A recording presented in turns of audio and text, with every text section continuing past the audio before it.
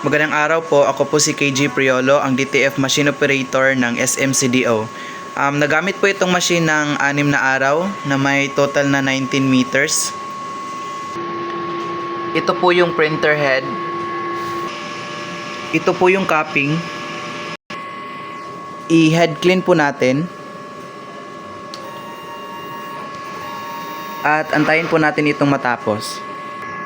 Punasan po natin yung wiper after ma-head clean.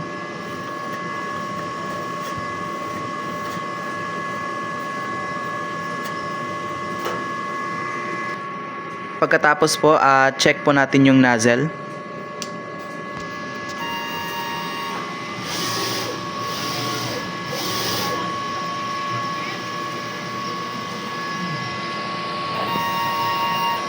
Maayos naman po.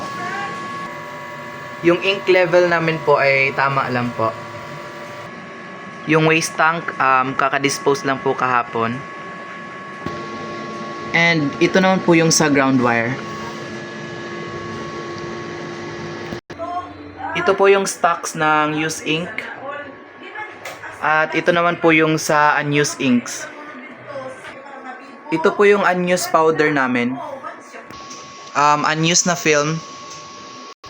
Ito naman po yung record ng mga nagamit na inks sa white po, sa magenta, sa yellow, sa black, at yung sa cyan. Ito naman yung sa powder, and then yung sa film. Ito po yung daily output.